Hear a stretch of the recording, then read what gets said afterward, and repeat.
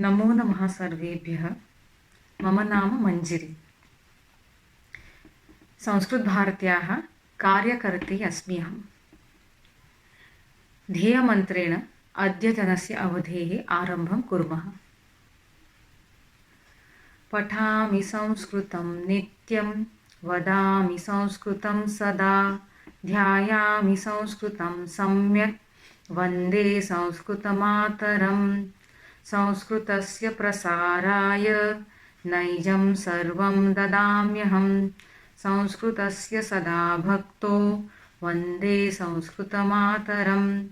संस्कृतस्य कृते जीवन्, संस्कृतस्य कृते यजन्, आत्मानमाहुतं मन्ये वन्दे संस्कृतमातरम्। हिन्दुधर्मं समाजं च पवित्रां संस्कृतिं तथा संरक्षणनुकुर्याम विश्वं शान्तिसमन्वितम्।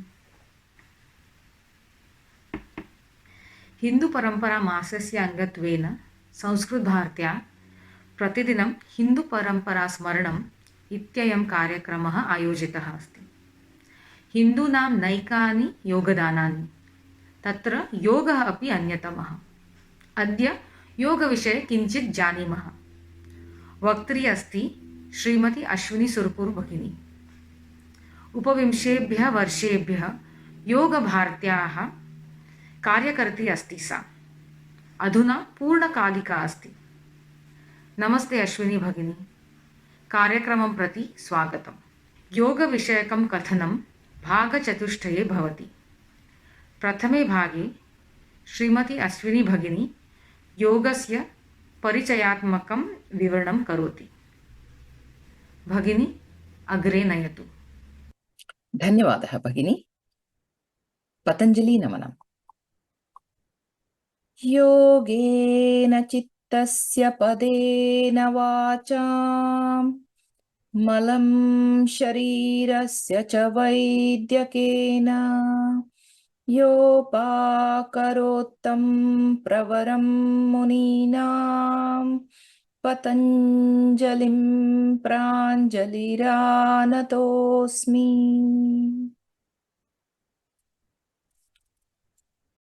Today we'll look into the topic, the wonder that is yoga.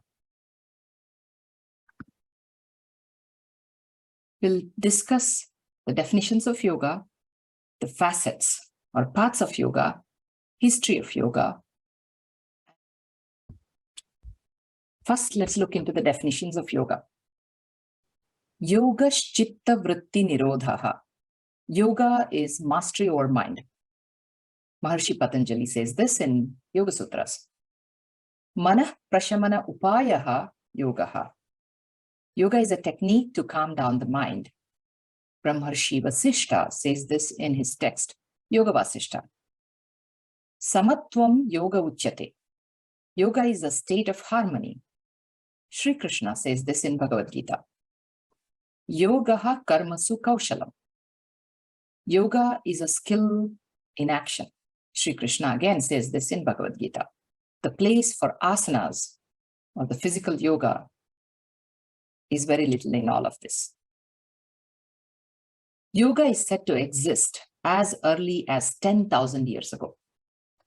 Modern scholars are surprised at the depth of yogic philosophy, and that's why there is a hesitation in accepting this date. And they are much more comfortable in saying yoga is perhaps 5,000 years old. But why did our ancients even come up with the need for yoga? Let's look into that. Human species, among all the species of this earth, has a very evolved mind. Our ancestors experienced pain due to many causes, both internal and external, much the same way as we do today. They experienced pain due to surroundings, the family, the animal predators, and other external factors. Also, there were floods, earthquakes, droughts, and other such extraordinary events as they happen even today. So they called it tapatraya, 3 types of troubles.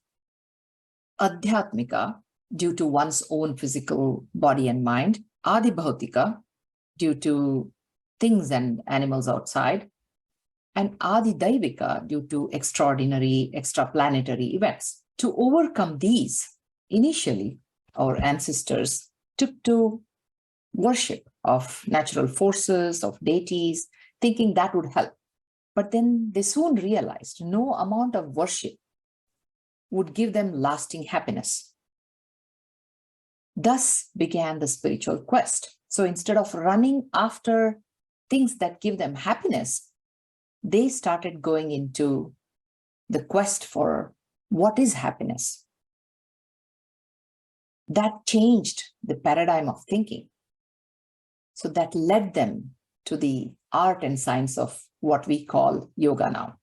So while much of the world was still trying to run after things that give them pleasures, Hindu sages went inward. We are here to enjoy the gift of yoga from these yogis. So let us now see what are the facets or paths, different paths of yoga. Swami Vivekananda categorized yoga into 4 categories. Karma yoga, the yoga of action with detachment towards the fruits. Yoga of devotion, Bhakti Yoga, the yoga of contemplation and analysis. And Raj Yoga, the yoga of disciplining the mind. Following this model, you will see that yoga is not just a practice on the mat. Yoga is not different from meditation either. Yoga is a state of being one with the innermost self. Yoga is an art of living and the art of working, as Sri Krishna says in the Bhagavad Gita, Yogaha karmasu kaushalam. How can you work without feeling stressed? If we enjoy work for work's sake, then where is stress? That is called karma yoga. But how do we achieve that? By a little of jnana yoga, the contemplation, reflection, and the application of positive thoughts and wisdom into our life, also known as Shravana, Manana, and Nididhyasana. When practiced, it takes us towards the highest wisdom and realization and lasting happiness. Next, the Bhakti Yoga. Bhakti Yoga, on the other hand, is a path which helps us towards spiritual growth, love, compassion, and acceptance of everything and everyone as it comes to our life are harnessed into this path. When we pick something that is never changing, we abide in that unchangeable truth, and our journey towards happiness is ensured. Finally, Raj Yoga. This is a well-known path that the world is trying to follow. Maharshi Patanjali defined Raj Yoga as Ashtanga Yoga, the eightfold path. It begins with cultivating the emotions first, using ethical edicts such as non-violence, truthfulness, cleanliness, austerity, self-study, and even acceptance of higher power, which is Ishvara Pranidhana. Once having cultivated the mind to a certain extent, you move towards asana, strengthen your body, and be able to sit in asanas, and then move towards pranayama, the breath work. Then the practice of pratyahara, withdrawal of sense organs from the indulgence into the worldly pleasures, followed by the inner yoga, which is the trio of dharana, dhyana, and samadhi.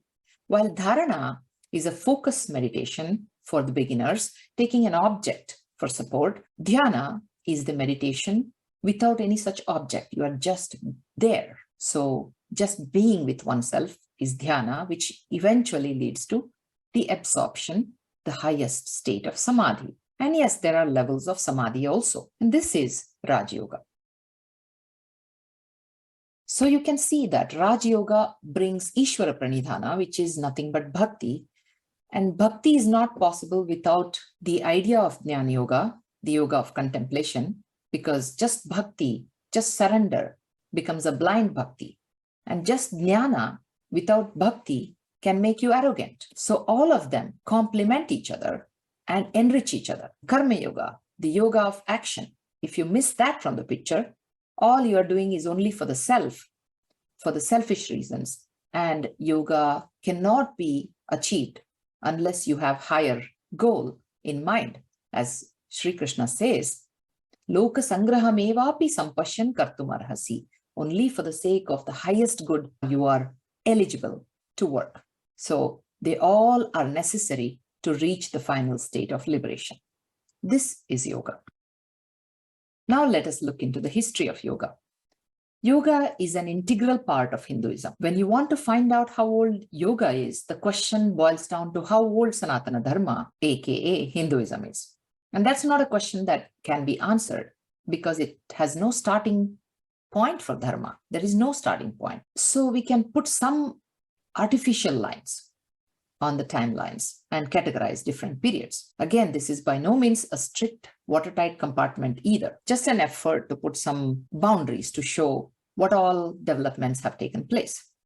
So we can divide this timeline into 4 periods: the Vedic or Harappan period, pre-classical period, classical period, and post-classical period. Vedic or Harappan period. We can easily trace back the development of yoga to over 5,000 years. So the artifacts found at Harappan and Mohenjo-daro sites showed that the picture of a yogi carved on the seals, the sign of the picture of Pashupati, Shiva as Pashupati. Now coming to scriptural reference, in Rig Veda, references to yoga is present. Into pre-classical period, which is the period between 2000 to 500 BCE, again, we cannot ascertain the exact timeline, but Upanishads, you can say, were the later developments of Vedas. We could approximate that this may be the period of Upanishads, the pre-classical period. We can bring Ramayana and Mahabharata also during this period, and where yoga has been mentioned in many places.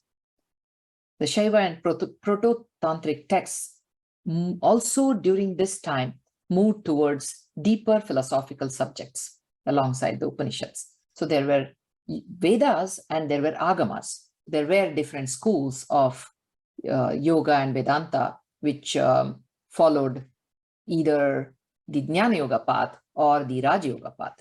And for the most part, Tantra school of thought was more of a Raj Yoga path school, whereas Vedanta followed more of a Jnana Yoga path of Shravana Manana and Nididhyasana. Coming to classical period, we can bring Yoga Sutras of Patanjali and even Buddha Sutras and meditation techniques from the classical period. We can say this belonged to the classical period. This was also the age where a systematic study of Sankhya and yoga as darshana evolved. Again, these different schools existed before the period as well. It's just that some form of condensation and compilation happened during this period. Patanjali introduced Ashtanga Yoga here.